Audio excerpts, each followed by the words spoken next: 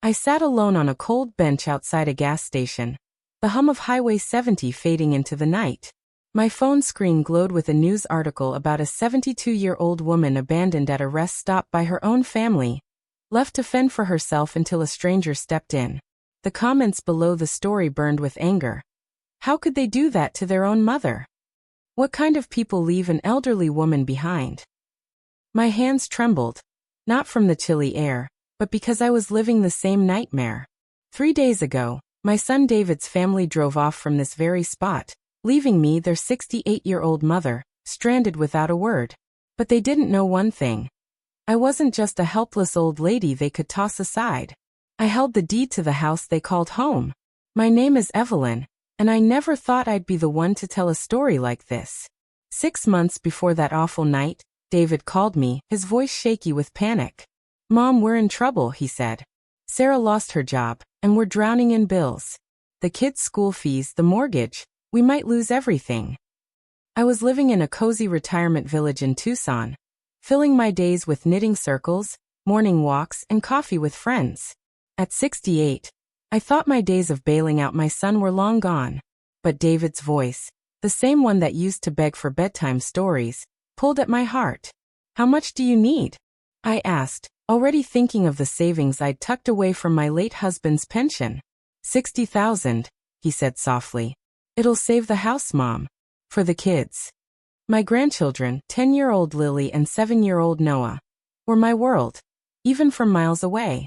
The thought of them losing their home broke me. "I'll help," I said. "Family looks out for family." Within days, I wired the money, but I wasn't foolish. My husband, Tom, had taught me to protect myself. I had my lawyer draft a loan agreement. $60,000, to be repaid in 2 years, with a lien on their house as security. David signed it without hesitation. "You're a lifesaver, Mom," he said, his voice warm with gratitude. "We'll pay you back as soon as Sarah's back on her feet." I believed him. For the first few months, things seemed fine. David called every week, sharing updates about Lily's dance classes and Noah's soccer games. Sarah sent me photos of the kids smiling at the park, and I felt proud, knowing my sacrifice kept their world steady. But then the calls slowed. David's voice grew distant, his answers short. Sarah stopped texting. When I called, they were always busy, or heading out. My gut twisted, but I pushed it aside. "They're just stressed," I told myself. "They're family." Then came the day I decided to surprise them. I booked a flight to Denver, rented a car, and drove to their suburban home, picturing Lily and Noah's excited hugs. But when I arrived, the house didn't look like one struggling to stay afloat. The lawn was pristine. The driveway held a shiny new SUV next to David's truck, and through the window, I saw a sleek new couch and a massive TV. My heart sank. I rang the doorbell, and Sarah's voice called out, "David, get that. I'm setting up for the barbecue tonight." Barbecue? They were hosting parties while I thought they were scraping by. David opened the door, his face freezing when he saw me. "Mom, what are you doing here?" he stammered. "I came to see my family," I said, forcing a smile. "Can I come in?" He hesitated, glancing back, then stepped aside. "Sure, it's just we weren't expecting you." Inside, Sarah was arranging a tray of fancy appetizers, her smile tight when she saw me. "Evelyn, wow, you should have called," she said, wiping her hands on a towel. "The kids are at friends' houses and we've got people coming over." I nodded, but something felt off. The house screamed money, new furniture, fresh paint, a sparkling kitchen island. "Looks like things are going well," I said carefully, sitting on their plush couch. David shifted uncomfortably. "Yeah, we're managing," he said. "But it's a busy day. Maybe come back tomorrow?" Tomorrow never came. They brushed off every suggestion I made to see the kids, citing dance recitals or playdates. After an hour of awkward small talk, I left, their relief palpable as they waved me off. Driving back to my hotel, I felt a knot in my chest. This wasn't the family I'd sacrificed for. I extended my stay in Denver, determined to understand what was happening. A quick check of public records revealed Sarah had a new job, a high-paying one at a tech firm, started months ago.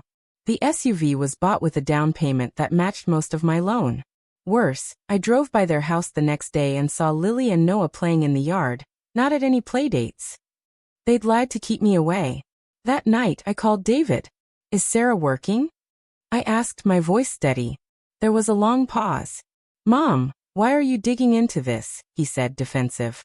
I gave you $60,000 because you said you were losing the house, I replied. But you're buying cars and throwing parties. What's going on? His tone hardened. We're grateful, Mom, but you don't get to control our lives. We'll pay you back, okay? The call ended with me staring at my phone, realizing my son saw me as a bank, not a mother. The next morning, I called my lawyer, Linda, to review the loan agreement. Evelyn, you've got a solid lien, she said. If they don't pay, you can demand the full amount or force a sale of the house. I wasn't ready to go that far, not yet. I still hoped David would explain, maybe even apologize. But a week later, he called with a proposal that shattered that hope. Mom, we've been thinking, he said, his voice smooth, like when he wanted something as a kid. Why don't you move in with us? You could sell your place, save on rent, and help with the kids. Sarah's so busy with work. My heart jumped, then sank as he continued. You could cook, maybe clean a bit. It'd be great for Lily and Noah to have you around. I saw it clearly. They didn't want me as family. They wanted a live-in maid, and maybe a way to dodge paying me back. Let me think about it, I said, my voice cold. That night, I decided I was done being used. I wasn't just a grandmother with a checkbook. I was Evelyn, and I was about to take back my power. I sat in my hotel room, staring at the ceiling, the weight of David's words sinking in. Move in with them? Cook, clean, and babysit while they lived off my money? My heart ached, but anger bubbled up too. I'd given them everything, my savings, my trust, and they saw me as a servant. I wasn't ready to burn bridges, though.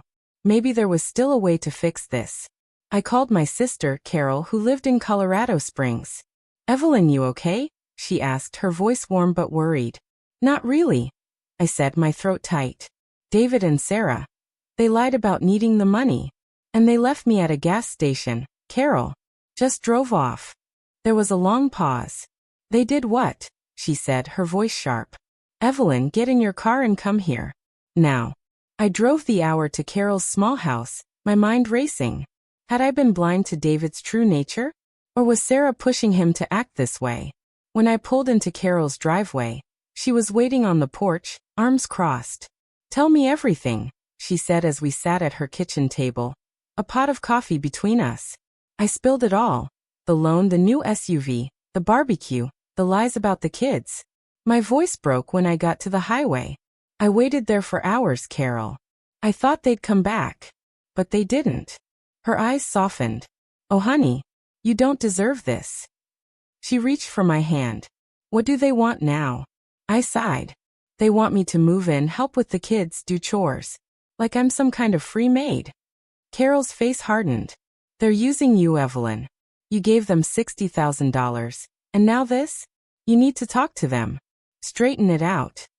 I nodded, but my stomach twisted. The next day, I called David. We need to talk, I said. In person. I'm coming over. His voice was tense. Mom, it's not a great time. Sarah's got a work thing and, I'm coming. I cut him off. This isn't a request. An hour later, I was back at their house. David opened the door, looking uneasy. Sarah stood behind him, arms folded, her smile gone. Evelyn, you really should have called, she said. I did, I replied, stepping inside. Where are Lily and Noah? I want to see them. David glanced at Sarah. They're at school, he said quickly. It's a weekday. I checked my watch. It was Saturday. My heart sank, but I kept my face calm. David, why did you lie about needing the money? I asked. His eyes widened. What? We didn't lie. We were in trouble. Then why's there a new SUV in the driveway? I pressed. And why are you hosting barbecues while I'm thinking you can't pay your bills? Sarah stepped forward, her voice sharp. Evelyn, we're grateful for your help, but you don't get to judge how we live. We're still paying you back. When? I shot back. You said Sarah was unemployed, but she's been working for months. A good job too. David's face reddened. Mom, you're blowing this out of proportion. Sarah got a job, yeah, but we're still catching up. I took a deep breath. And the highway? You left me there, David. Your own mother. For hours. He looked away. That was a mistake. We thought you were in the car. We were distracted. Sarah nodded. It was an accident, Evelyn. We're sorry. But their eyes didn't match their words. They were cold, like I was a problem to solve. I swallowed hard, my voice shaking. I gave you everything because I thought you needed it. For Lily and Noah. But you're keeping them from me. Why? Sarah's lips tightened. The kids are busy, Evelyn. They've got lives. You can't just show up and expect them to drop everything. Her words hit like a slap. I'm their grandmother, I said. I deserve to see them. David sighed. Mom, you're making this hard. Look, we're grateful, but maybe you should go back to Tucson. We'll figure out the loan. I stared at them, my chest tight. You want me gone because I'm asking questions? Sarah's eyes narrowed. We're not hiding anything. You're just too involved. I felt tears prick my eyes, but I blinked them back. I'll go, I said quietly. But this isn't over. Back at Carol's, I broke down. They're lying to my face, I told her, tears streaming. They don't want me in their lives. They just want my money. Carol hugged me tight. Evelyn, you're not alone. You've got me, and we'll figure this out. But you need to protect yourself. She handed me a tissue. What did your lawyer say about the loan? I wiped my eyes. I can demand the money back. If they don't pay, I can sell the house. Carol nodded. Then do it. They don't get to treat you like this. I shook my head. I can't take their home. The kids live there. Carol's voice was firm. Evelyn, those kids deserve better than parents who'd abandon you. And you deserve better than being used. That night I couldn't sleep. I kept seeing Lily's smile in old photos, hearing Noah's laugh from our last visit. I wanted to believe David was just misguided, that Sarah was the problem. But deep down, I knew they were both in on it. The next morning, I drove past their house again, hoping to catch a glimpse of the kids. Instead, I saw something that froze my blood. A man I didn't recognize was in their driveway, handing David an envelope. They shook hands, and David looked around nervously before going inside. It wasn't a friendly visit. It looked like a deal. My hands gripped the steering wheel. What was David hiding? I called Carol. Something's wrong, I said. I saw David with some guy. It didn't look right. Carol's voice was steady. Evelyn, you need to dig deeper. If they're up to something, you've got to find out. For the kids. I spent the next day at the library, searching public records on my laptop. What I found made my heart race. The house was still in my name, part of the loan agreement I'd overlooked. David and Sarah hadn't transferred the deed. And Sarah's new job? It was with a company tied to a man named Richard Hayes, a name linked to fraud cases in the news. My stomach churned. Was David caught up in something bigger? I called my lawyer again. Linda, I need to know my options, I said. If they're hiding something, I want to be ready. She was calm but firm. Evelyn, with the lien and the deed in your name, you've got power. If they're breaking the agreement, you can act. But be sure before you do. I hung up, my mind spinning. I wasn't just fighting for my money. I was fighting for my grandchildren. And for myself. I sat in my living room, the phone still in my hand, Michael's words echoing like a wound that wouldn't close. Sophie had invited her father to her wedding. The man who'd left us when she was 5, while I was told to stay away. My heart felt like it was being squeezed, the pain so sharp I could barely breathe. The veil on the dining table mocked me. Its delicate lace a reminder of the love I'd poured into Sophie's life. I wanted to call her, to scream, to beg, but my fingers wouldn't move. Instead, tears fell, hot and heavy, soaking my shirt. I'd given her everything. And now I was nothing to her. I stood up, pacing, trying to make sense of it. Rachel's cold smile at the coffee shop, Michael's casual laugh on the phone. They were stealing my daughter, and I didn't know why. I grabbed my laptop, opening the livestream link again.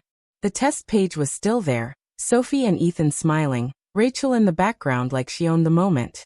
I slammed the laptop shut, my sobs breaking the silence. I couldn't watch my daughter's wedding like a stranger. I needed to know what I'd done to deserve this. I called Linda, my voice shaking. "They're cutting me out, Linda," I said, tears choking my words. "Sophie wants Michael there, not me. Rachel's behind it." Linda's voice was soft but firm. "Olivia, you're her mom. Nobody can take that away. Go see her. Don't let them push you out." I wiped my eyes, her words sparking something in me. She was right. I wasn't giving up. I drove to Sophie's apartment again, my heart pounding. This time she was there, opening the door with a tired look. "Mom, what are you doing here?" she asked, stepping back. I walked in, my voice trembling. "Why, Sophie? Why is your dad invited to your wedding and I'm not?" Her eyes widened, then dropped to the floor. "Who told you?" she whispered. "Michael did," I said, my voice breaking. "And Rachel. They're acting like I don't exist. What did I do wrong?" Sophie crossed her arms, her face tight. "Mom, it's not about you. It's complicated. Dad's trying to make things right, and I thought it'd be too much with both of you there." I stared at her, tears spilling over. "Too much? Sophie, I raised you alone. I sold my car for your school. I'm sewing your veil by hand. And you're choosing him." Sophie's eyes filled with tears, but her voice was sharp. "You always bring that up, Mom. How much you gave up. It's heavy, okay? Rachel's easy to be around. She doesn't make me feel guilty." Her words cut like a knife. "Guilty?" I whispered. "I loved you, Sophie. That's all I did." She looked away, wiping her eyes. "I just wanted a perfect day. I thought you'd understand." I shook my head, my voice breaking. "Understand? You told me to watch on a screen. Do you know how that feels?" She didn't answer, just stared at the floor. I turned to leave, my heart shattering, but then I saw a photo on her shelf. Me and Sophie at her high school graduation. Both of us laughing. I grabbed it, holding it up. "This is us," I said, tears streaming. "You were my everything. What happened?" Sophie's voice cracked. "I don't know, Mom. I needed space." I put the photo down, my hands shaking. "Space? From me? While Rachel and Michael take my place." She started to cry, but I couldn't stay. I walked out, the door slamming behind me, my sobs echoing in the hallway. I drove home, the pain overwhelming. At home, I found an old box of Sophie's things, her baby blanket, her first drawing, a Mother's Day card she'd made at 6. I held the card, reading her childish scrawl. "I love you, Mommy." Tears fell onto the paper, smudging the ink. Where had that love gone? I was about to put the box away when my phone buzzed. It was a text from Noah, Sophie's childhood friend, who'd stayed close to our family. "Olivia saw Sophie today. She's upset. Can we talk?" My heart skipped. Noah knew Sophie better than anyone. Maybe he knew something. I called him, my voice hoarse. "Noah, what's going on with Sophie?" He sighed, his voice heavy. "She's confused, Olivia. Rachel's been telling her you're too controlling, that you hold her back. She's got Sophie thinking you'll ruin the wedding." My blood ran cold. "Controlling?" I whispered. "I gave her everything." Noah's voice softened. "I know, but Rachel's got money, influence. She's pushing Sophie to choose her and Michael. I tried talking to her, but she's torn." I gripped the phone, anger mixing with pain. "Why didn't she tell me?" Noah paused. "She's scared, Olivia. She loves you, but Rachel's in her head." I hung up, my mind spinning. Rachel wasn't just taking my place. She was poisoning Sophie against me. I went to my computer, searching for Rachel online. Her social media was full of photos with Sophie, dinners, shopping trips, wedding planning. One post showed Sophie trying on her wedding dress, Rachel beaming beside her. The caption read, "My almost daughter." My heart broke all over again. But then I saw a comment from Michael. "Proud to walk her down the aisle." The twist hit me like a punch. Michael wasn't just attending. He was replacing me in every way. I sat back, tears falling, but a new feeling stirred, resolve. I wasn't going to let Rachel and Michael erase me. I grabbed the veil, my hands steady for the first time. I'd finish it, not for Sophie, but for me, to prove I was still her mother. Linda stopped by that night, bringing cookies. "You're fighting, aren't you?" she asked, her eyes kind. I nodded, tears in my eyes. I have to Linda. She's my daughter. She hugged me, her voice firm. You're stronger than they know, Olivia. As she left, I looked at the veil, the needle waiting. I didn't know what I'd do next, but I knew I wasn't watching that wedding from a screen. I sat on Carol's couch, my phone burning a hole in my pocket with the photos of David's documents. My heart raced as I thought about Lily and Noah, caught in their parents' lies. I sent the pictures to Linda, my lawyer, with a quick message. This is what I found. What now? Carol poured me tea, her face tight with worry. Evelyn, you're playing with fire, she said. If David's tied to this Hayes guy, they won't like you digging. I nodded, my hands trembling.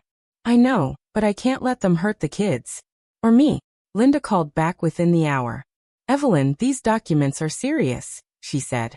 They show payments from your loan going to Hayes's company, not the mortgage. I've sent them to Detective Karen Walsh. She wants to meet you tomorrow.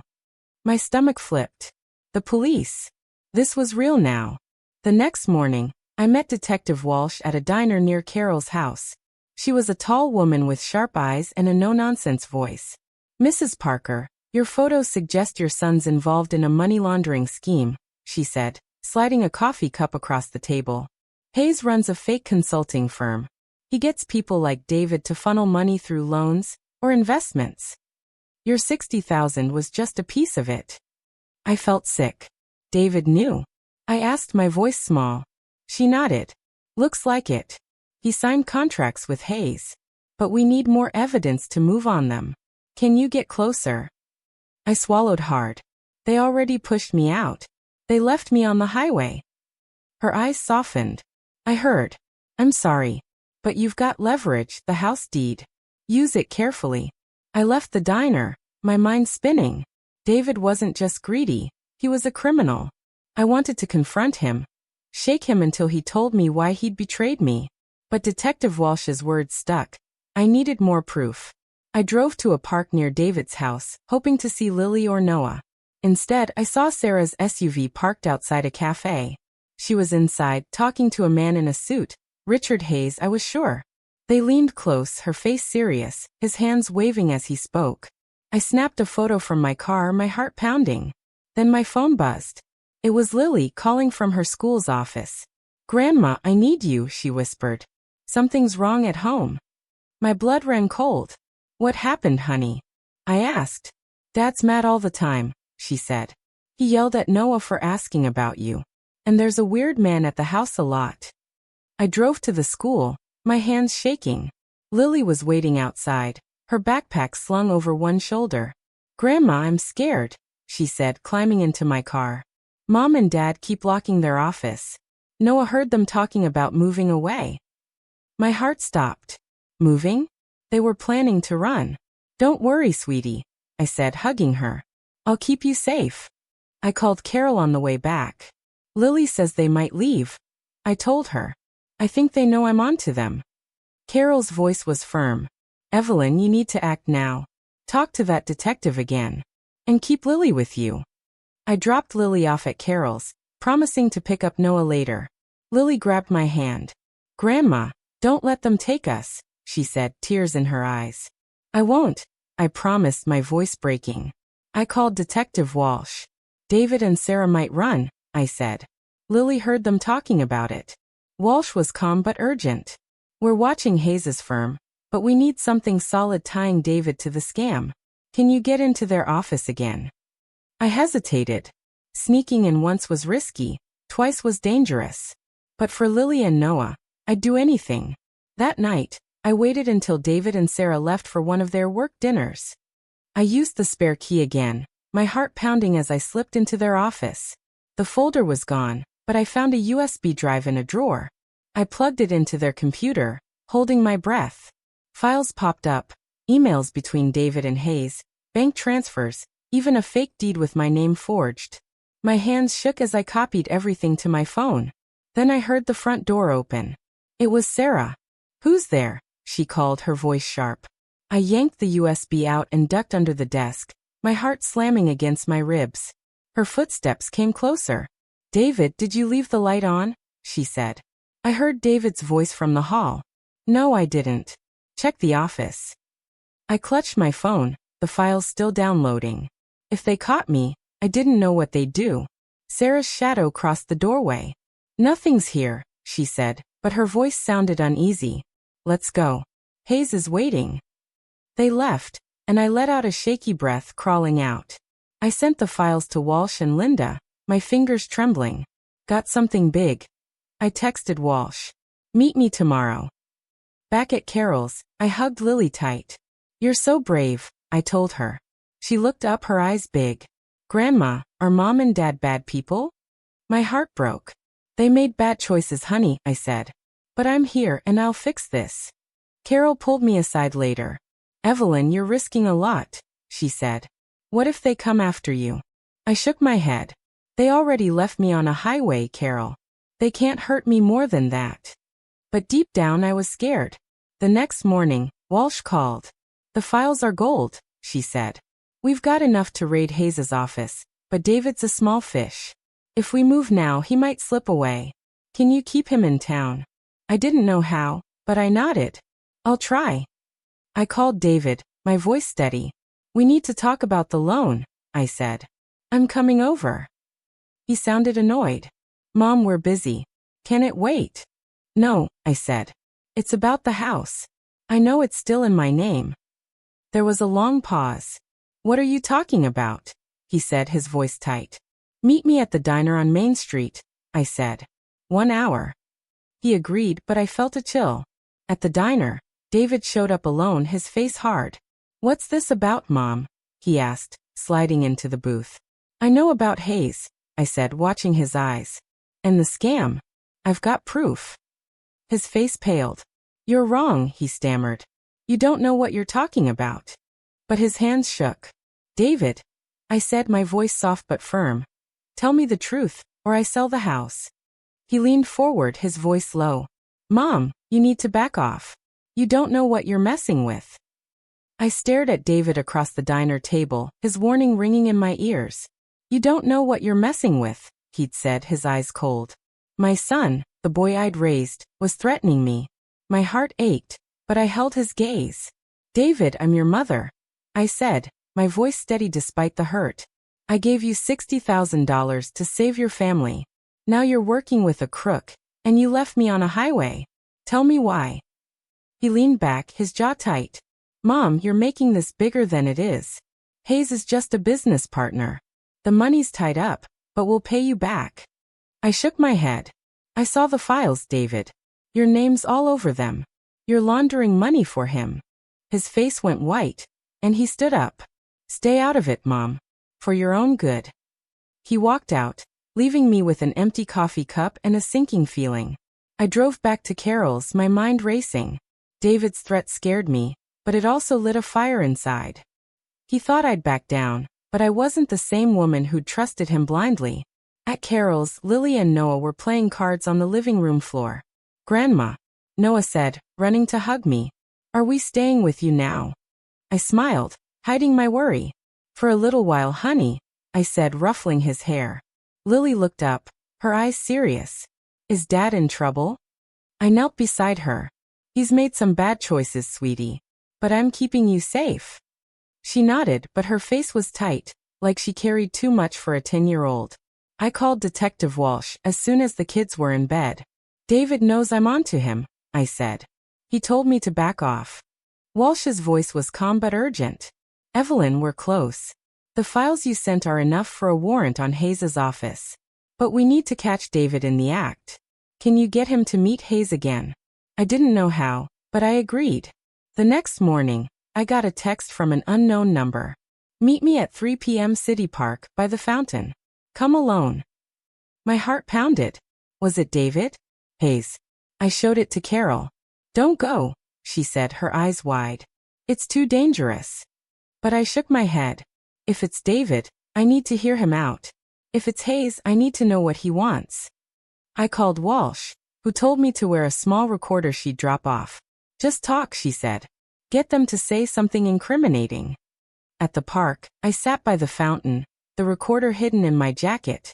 A man approached, not David, but Richard Hayes himself. He was tall, with slick hair and a fake smile. "Mrs. Parker," he said, sitting beside me. "You've been busy." I kept my voice calm. "What do you want, Mr. Hayes?" He chuckled. "Your son's in deep, Evelyn. He owes me a lot more than 60,000. If you push this, he's the one who'll pay." My stomach twisted. "You're using my money for your scams," I said. "And my grandkids are caught in it." His smile faded. "Smart lady. Here's the deal. Walk away, and I'll make sure David pays you back. Keep digging, and things get messy." I leaned forward, my anger rising. "You don't scare me. I've got proof, and the police are watching." His eyes narrowed. "You're bluffing." I stood up. "Try me." As I walked away, I felt his stare on my back, but the recorder had caught every word. I sent the recording to Walsh, who called me an hour later. "This is huge, Evelyn," she said. "Hayes just admitted to the scheme. We're raiding his office tonight. But David and Sarah are planning to leave tomorrow. We need to move fast." My heart sank. "What about Lily and Noah?" I asked. "I'm working on that," she said. "Can you keep them with you?" I agreed, but fear not at me. That evening, I picked up Noah from school and brought him to Carol's. Lily hugged him tight, but her eyes were worried. Mom called the school," she said. "She's mad we're with you." I forced a smile. "Don't worry, honey. I'll handle it." But my phone buzzed with a voicemail from Sarah. "Evelyn, you're crossing a line," she said, her voice icy. "Bring the kids back, or we'll come get them." I showed the message to Carol. "They're desperate," she said. "You need to act before they do." I called my lawyer, Linda. "I want to start the process to sell the house," I said. "It's in my name, and they broke the loan agreement." Linda paused. "Are you sure, Evelyn? This will hit them hard." I took a deep breath. "They left me on a highway, Linda. They don't get to keep my house." She agreed to file the paperwork, but warned it would take time. That night, I tucked Lily and Noah into bed at Carol's. "Grandma, are we going to be okay?" Noah asked, clutching his stuffed bear. "Yes, sweetheart," I said, kissing his forehead. "I'll make sure of it." But as I closed their door, I heard a car pull up outside. My heart stopped. It was David's truck. I peeked through the curtains. David and Sarah got out, their faces grim. I grabbed my phone and texted Walsh. "They're here."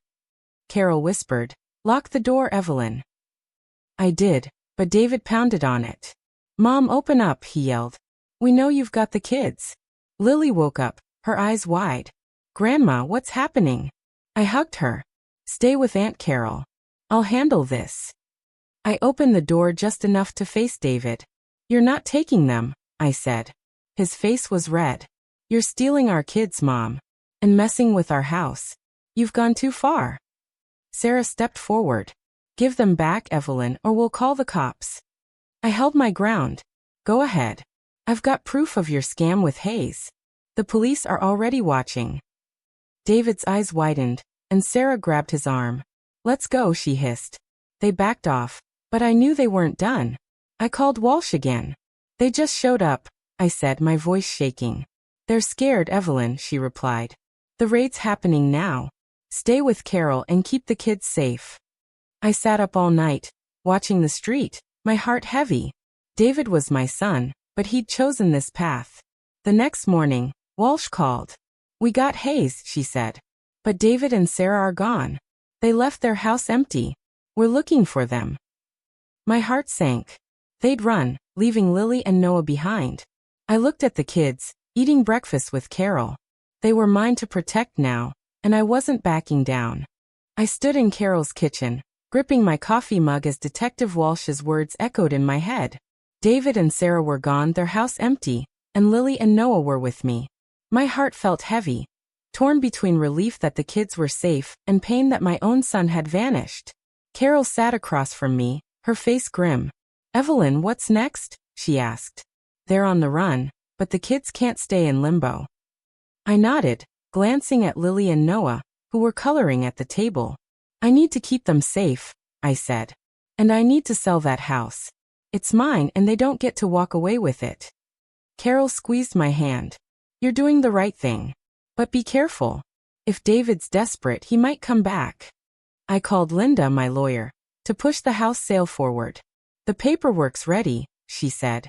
Since the deed's in your name and they broke the loan agreement, you can list it now. But Evelyn, it'll stir things up. I took a deep breath.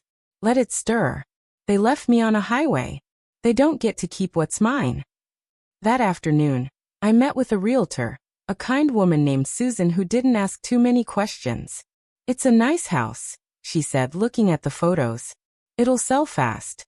I nodded, but my stomach twisted. Lily and Noah's toys were still in that house. Selling it felt like closing a door on my son, but I had to protect myself. That evening, Lily tugged at my sleeve. Grandma, are we going to live with you forever? She asked, her eyes big. I hugged her tight. I'm working on it, sweetie, I said. You and Noah are my priority. Noah looked up from his coloring book. What about Mom and Dad? Are they coming back? My throat tightened. I don't know, honey, I said. But you've got me and Aunt Carol. We're your family. Lily's face fell. I heard them fighting before they left. Dad said something about Mexico. My heart stopped. Mexico? They were running far. I called Walsh right away. Lily heard David mention Mexico, I said. Walsh sighed. We're tracking them. Hayes is talking, and he's pointing fingers at David. But we need more time. The next morning, I got a call from an unknown number. My hands shook as I answered. Evelyn, it's me, David said, his voice low. You need to stop this. Call off the police. I gripped the phone. David, you left your kids. You left me on a highway. Why should I listen to you? He sounded desperate. Mom, you don't get it. Hayes is dangerous. If you sell the house, we're done for. I felt a chill. You chose him over your family, I said. Tell me where you are, and maybe I can help. There was a long pause. I can't, he said. Just stop the sale. Please. He hung up, and I sat there, my heart racing. Was he scared, or was he playing me again? I told Walsh about the call. We traced it, she said. He's in Arizona, not Mexico. He's lying to throw us off. My stomach dropped. Arizona was close, too close. What do I do? I asked. Keep the kids safe, she said. We're closing in on him and Sarah. But Evelyn, watch your back. That night, I couldn't sleep, jumping at every sound outside Carol's house. Around midnight, I heard a soft knock. My heart pounded as I peeked through the window. It wasn't David. It was a teenage boy, maybe 16, looking nervous. Mrs. Parker? He whispered when I opened the door a crack. I'm Jake, a friend of Lily's. She told me to come. I frowned. Lily's asleep. What's this about? He glanced around. I heard something at school. Some guy was asking about you and the kids. He said he worked for Mr. Hayes. My blood ran cold. I let Jake in and he sat on the couch fidgeting. This guy was at the school parking lot, he said. He was asking kids if they knew where Lily and Noah were staying. I didn't tell him anything, but Lily said you'd want to know. I thanked him, my mind racing. Hayes was still after us, even from behind bars. I called Walsh, who was furious. Hayes has people on the outside, she said. We're putting a car outside Carol's house tonight. Don't let the kids out of your sight. I thanked Jake and sent him home, then checked on Lily and Noah. They were sleeping, unaware of the danger. I sat by their bed, my heart heavy. I'd thought David was the problem, but Hayes's reach was bigger than I'd imagined. The next day, Susan the realtor called. We've got an offer on the house, she said. Cash buyer, above asking price. They want to close fast. I hesitated. Who's the buyer? I asked. She paused. A company called Summit Ventures. I checked, they're legit, but they're linked to a few real estate deals in the area. My gut twisted. Summit Ventures sounded like a front. I called Walsh. Check this company, I said. It might be Hayes's people. She promised to look into it. That afternoon, I took Lily and Noah to a park to keep things normal, but I kept looking over my shoulder. At the park, Noah ran to the swings, but Lily stayed close. Grandma, I found something, she whispered, pulling a crumpled note from her pocket. It was in David's handwriting. Tell Mom to stop, or we're all in trouble. I stared at the note, my heart pounding. How did Lily get this? Where'd you find it, honey? I asked. In my backpack, she said. Someone put it there at school. I hugged her tight, fear creeping in. David was close, and he was scared. Or he was threatening us. I called Walsh again. David's leaving notes, I said, my voice shaking. He's nearby. Walsh was calm but firm. We're tracking a lead in Tucson. Stay with Carol and don't engage with him. That night, I sat with Carol, the kids asleep. Evelyn, you're stronger than you know, she said. But this is getting dangerous. I nodded, my resolve hardening. I'm not stopping, I said. Not until Lily and Noah are safe, and that house is sold. I wasn't just fighting for my money anymore. I was fighting for my family, and for myself. I clutched the note in Lily's handwriting, my heart racing as I sat in Carol's living room. David's words, "Tell Mom to stop, or we're all in trouble," felt like a punch. Was he warning me to protect us, or threatening me to save himself? I looked at Lily and Noah, asleep on the couch, their faces peaceful despite the chaos. I wanted to shield them from all of this, but danger was closing in. Carol whispered, "Evelyn, you can't ignore this. David's scared and Hayes's people are still out there." I nodded, my hands trembling. "I need to end this," I said. "The house sale, the police, everything. For the kids." I called Detective Walsh, my voice low. "David's leaving notes in Lily's backpack," I said. "He's close." Walsh was sharp. "We're searching Tucson. Stay put, and keep those kids safe." The next morning, I woke to a voicemail from Susan, the realtor. "Evelyn, the buyer's pushing hard," she said. "Summit Ventures wants to close in 3 days. I need your okay." My gut screamed it was a trap. Summit Ventures had to be tied to Hayes. I called Walsh. "Did you check the buyer?" I asked. She sighed. "Summit's a shell company. We're tracing it, but it's murky. Don't sign anything yet." My stomach twisted. If I sold the house to Hayes's people, I'd be playing into their hands. But if I didn't, David might come after the kids. I felt trapped. That afternoon, I took Lily and Noah to Carol's backyard to keep them distracted. "Grandma, can we plant flowers?" Noah asked, holding a small shovel. I forced a smile. "Sure, honey. Let's make it pretty." But my eyes kept scanning the street. Then my phone buzzed with a text from an unknown number. "Check your car. Now." My heart stopped. I told Carol to watch the kids, and walked to my rental car parked out front. Tucked under the windshield wiper was an envelope. Inside was a photo of me at the park with Lily and Noah, taken yesterday.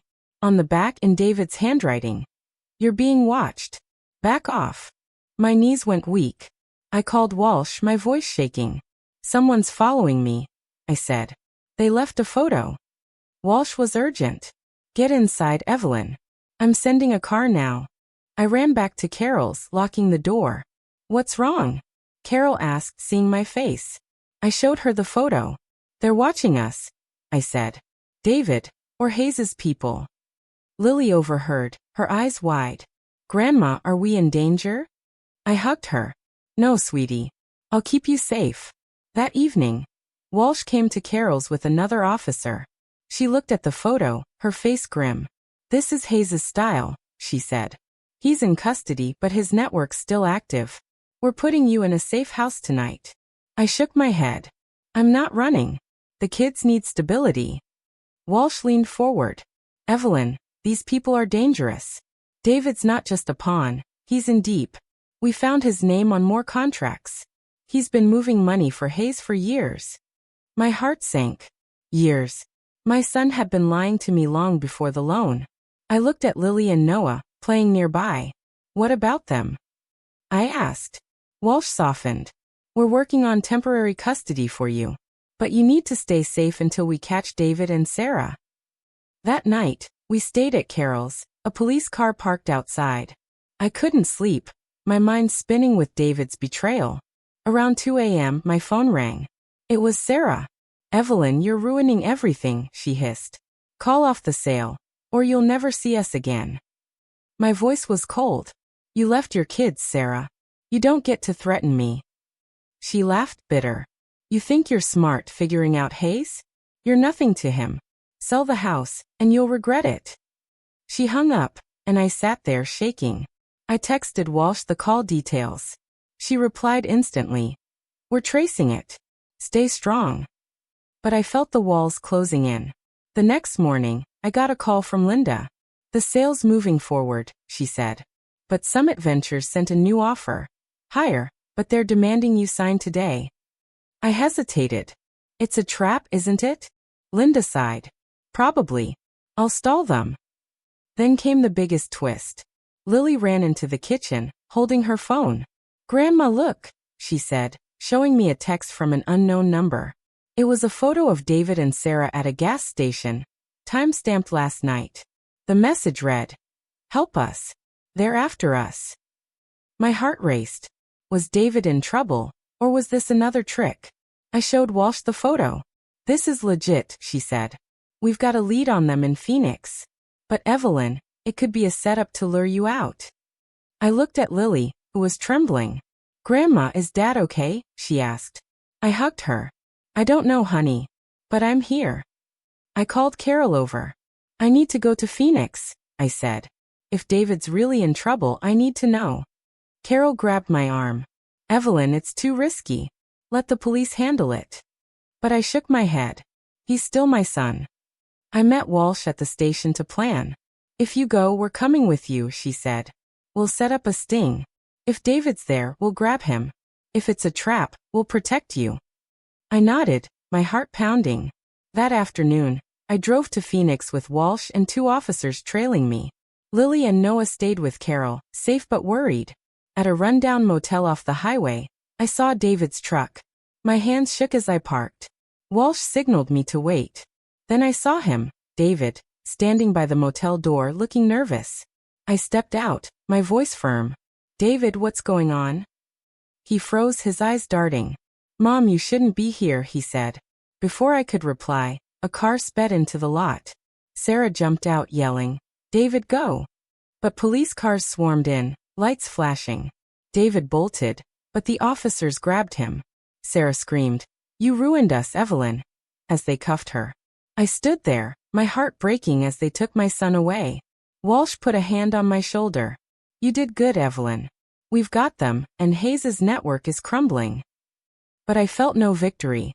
I'd lost my son, even if I'd saved my grandkids. Back at Carol's, I hugged Lily and Noah tight. Is it over? Lily asked. I kissed her forehead. Almost, sweetie. We're going to be okay. But as I looked at the house sale papers on the table, I knew one more fight was coming. I sat in Carol's living room, the weight of David's arrest pressing on my chest. My son, handcuffed and led away, his eyes avoiding mine. Sarah's scream still rang in my ears. You ruined us, Evelyn. But it was their choices, not mine, that brought us here. Lily and Noah were curled up on the couch, their faces pale. Lily's voice broke the silence. Grandma, why did Dad run? She asked, her eyes wet. I knelt beside her, my heart aching. He made mistakes, sweetie, I said, brushing her hair back. But you and Noah didn't do anything wrong. I'm here, and I love you. Noah hugged his bear tight. Are they gone forever? He whispered. I pulled him close, tears burning my eyes. I don't know, honey. But you've got me, and we're a family now. Carol brought me tea, her face soft with worry. Evelyn, you're carrying too much, she said. You saved the kids, but what about you? I shook my head, my voice cracking. I lost my son, Carol. I keep seeing him as a little boy, running to me when he fell. How did we get here? She hugged me, and for the first time in days, I let myself cry. All the pain, David's lies, the highway, the threats, poured out. But even through the tears, I felt a spark of strength. I'd fought for Lily and Noah, and I wasn't done. The house sale was still pending, and I needed to finish what I started. I wiped my eyes and called Linda. Where are we with the house? I asked. Summit Ventures is out, she said. They backed off when the police started sniffing. I've got a new buyer, legit this time. You ready to sign? I took a deep breath. Yes. Let's do it. The next morning, Detective Walsh came by. David and Sarah are in custody, she said. They're talking, trying to cut a deal. Hayes's network is falling apart, thanks to you. I nodded, but my heart was heavy. What happens to them? I asked. Walsh sighed. They're facing fraud charges, maybe prison. But Evelyn, you did the right thing. Those kids are safe because of you. I looked at Lily, drawing at the table. Can I get custody? I asked. I'm working on it, Walsh said. You've got a strong case, especially with David and Sarah's actions. I thanked her, but as she left, my phone buzzed with a text from an unknown number. You think it's over? Check your mail. My stomach dropped. I ran to the mailbox and found an unmarked envelope. Inside was a single page. You took everything. We'll take it back. I showed it to Carol, my hands shaking. This isn't David, I said. He's locked up. Carol's eyes widened. Hayes's people? I called Walsh, who was calm but firm. We're on it, she said. Stay vigilant. We're watching the house. That afternoon, I took the kids to a counselor, Dr. Ellis, to help them process everything. In the waiting room, Lily grabbed my hand. Grandma, I'm sorry I told Dad about the note, she said, tears spilling. It's my fault he got caught. I hugged her tight. No, honey, I said. You were brave. You helped me keep you safe. Noah looked up. Grandma, are you mad at Mom and Dad? My throat tightened. I'm sad, Noah, I said. They hurt us, but I love you both so much. That's what matters. Dr. Ellis was kind, and the kids opened up, but I could see the weight they carried. That evening, Susan the realtor called. The new buyer's ready to close, she said. We can sign tomorrow. I agreed, but the threatening note gnawed at me. I sat with Carol after the kids were in bed. I'm scared, I admitted. What if Hayes's people come after us? Carol squeezed my hand. You're not alone, Evelyn. You've got me, the police, and those kids need you strong.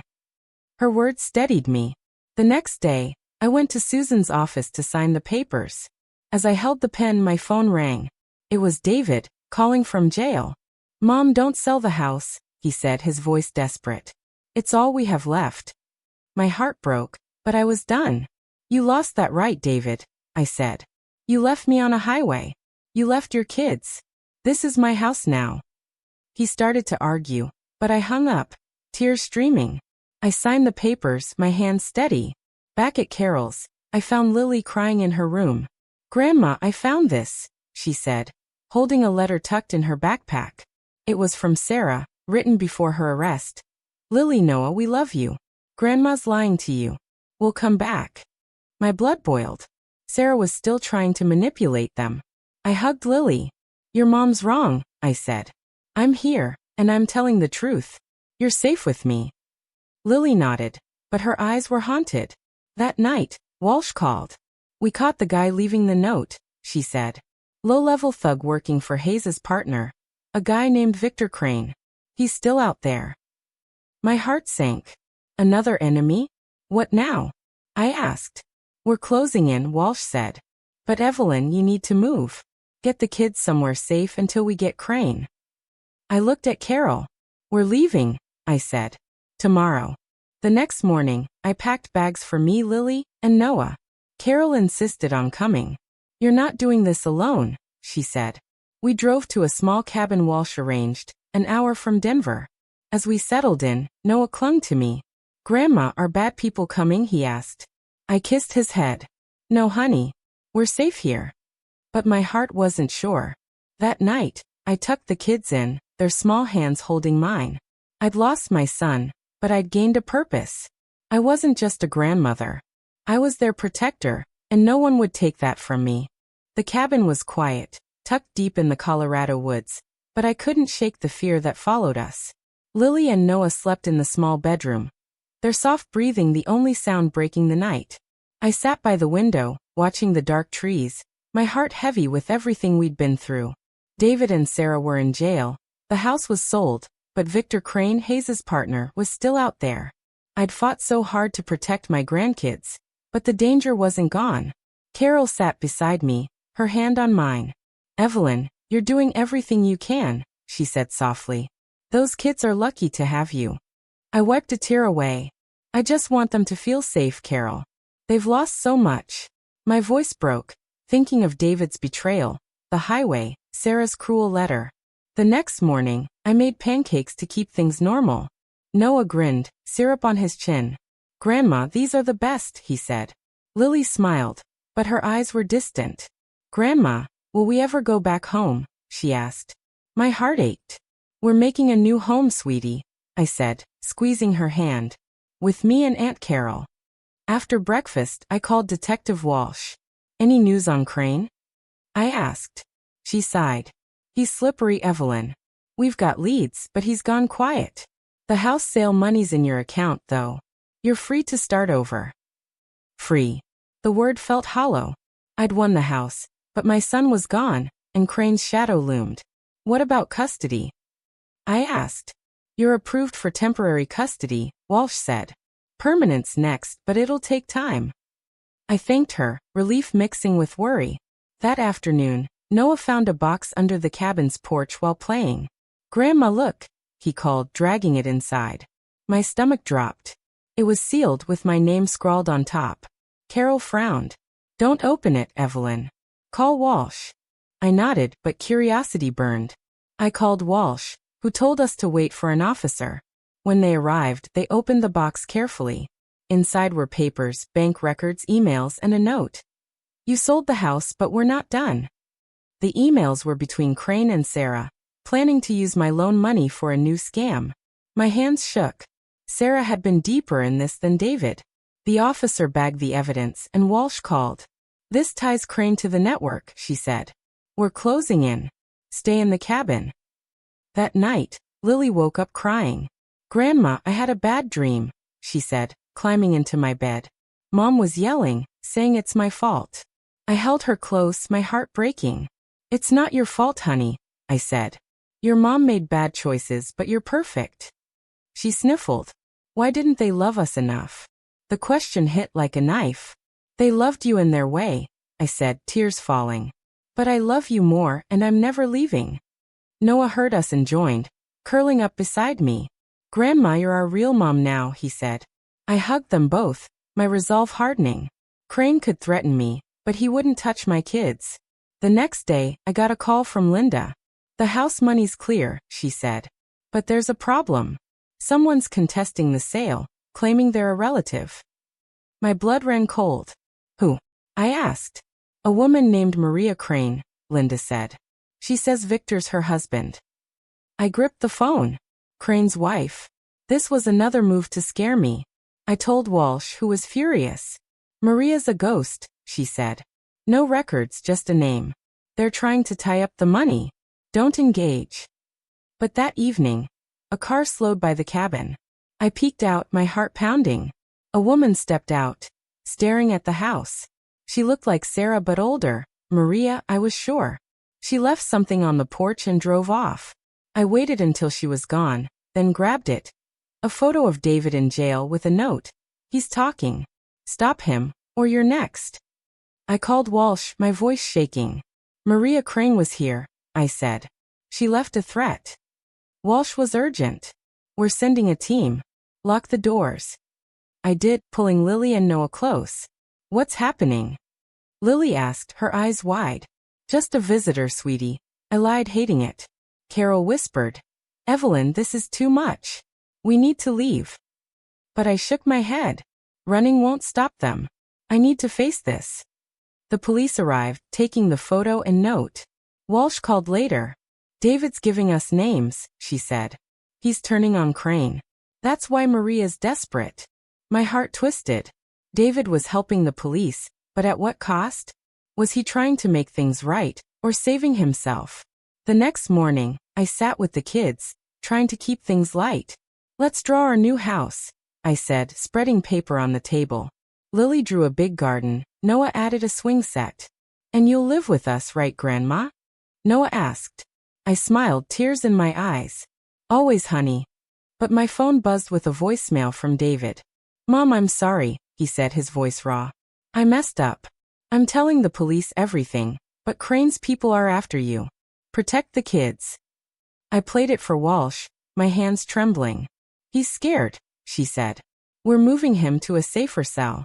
But Evelyn, Crane's close. We're setting a trap tonight. My heart raced. A trap? I looked at Lily and Noah, their drawings full of hope. I'd brought us this far, and I wasn't stopping now. The cabin felt like a fortress as night fell, the woods outside hiding whatever was coming. I held Lily and Noah close, their small hands gripping mine. Detective Walsh's words echoed in my head. Crane was close, and they were setting a trap. My heart pounded, but I wasn't the same woman who'd sat abandoned on Highway 70. I'd fought for my grandkids, sold the house David and Sarah used to scam me, and faced threats from Victor Crane's network. Now I was ready to end this. Carol sat by the door, her face steady. "Evelyn, you're stronger than anyone I know," she said. I smiled, tears in my eyes. "I'm doing this for them," I said, nodding at the kids. Lily looked up. "Grandma, are we safe?" I kissed her forehead. "Yes, sweetie. I promise." Walsh called at midnight. "It's happening," she said. "Crane's people are moving. Stay inside. We've got the cabin surrounded." I locked the doors, my hands shaking. Noah clung to me. "Grandma, I'm scared," he whispered. I hugged him tight. "We're okay, honey. The police are here." But my heart raced as headlights flashed outside. A car stopped, and I heard voices, low, urgent. Then a knock. "Mrs. Parker, it's Walsh," she called. I opened the door a crack, seeing her with 2 officers. "We got him," she said, her face grim but relieved. "Crane tried to break in. He's in custody." My knees went weak. "It's over?" I asked. Walsh nodded. "His network's done. David's testimony sealed it." I sank onto the couch, tears streaming. Lily and Noah hugged me, their small arms warm. "Is the bad man gone?" Noah asked. I nodded, my voice breaking. "Yes, honey. We're safe now." Carol joined us, her eyes wet. "You did it, Evelyn," she said. "You fought for your family." But my heart still carried the weight of David's betrayal. The next morning, Walsh came by with news. "David and Sarah are facing years in prison," she said. "But David's cooperating fully. He asked to see you." I hesitated, my chest tight. "I don't know if I can," I said. Walsh softened. "He's your son. Hear him out for closure." I looked at Lily and Noah, playing nearby. They deserved to know I'd tried everything. That afternoon, I went to the jail, leaving the kids with Carol. David sat across from me, his face pale, handcuffs clinking. "Mom, I'm so sorry," he said, his voice raw. "I got in too deep with Hayes, then Crane. I thought I could fix it, but I hurt you." Tears fell as I remembered the boy he'd been. "You left me on a highway, David," I said. "You left your kids." "Why?" He looked down. "I was scared. Sarah pushed me, but I chose it. I failed you." My heart broke, but I felt a strange peace. "I forgive you," I said. "Not for you, but for me. I'm keeping Lily and Noah safe now." He nodded, tears in his eyes. "Take care of them, Mom. They're better with you." I left, my heart lighter but still heavy. Back at the cabin, I got a call from Linda.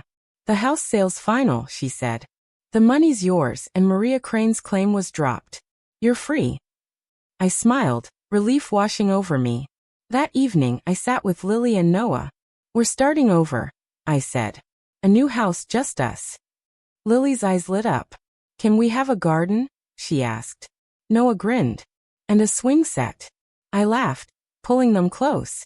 "Anything you want." We moved to a small house in Colorado Springs near Carol. The kids started school, and I joined a support group for grandparents raising grandkids. Their stories of loss, love, and strength mirrored mine, and I found a new purpose. One day, Lily came home with an essay she'd written for class. "It's about you, Grandma," she said, handing it to me. I read it, tears falling. "My grandma is my hero," it began. "She saved me and my brother when our parents couldn't. She's strong and she loves us no matter what." I hugged her tight. "You're my hero too, sweetie," I said. Noah ran in, holding a drawing of our new house, with a big heart around it. "This is us," he said. My heart swelled. I'd lost my son, but I'd gained a family built on love, not lies. The final twist came months later. Walsh called. "We found a bank account tied to Crane," she said. "It had money meant for you. Part of your loan. It's yours now." I used it to start a fund for Lily and Noah's future. and a little for a local group helping seniors fight scams. I spoke at their meetings, sharing my story. I was left on a highway, I'd say, but I took back my power. You can too. The women nodded, their eyes bright with hope. The moral of my story was clear. Family isn't just blood, it's who stands by you. And no matter how hard life hits, you can rise, rebuild, and choose love. Lily and Noah were my proof, and I was theirs.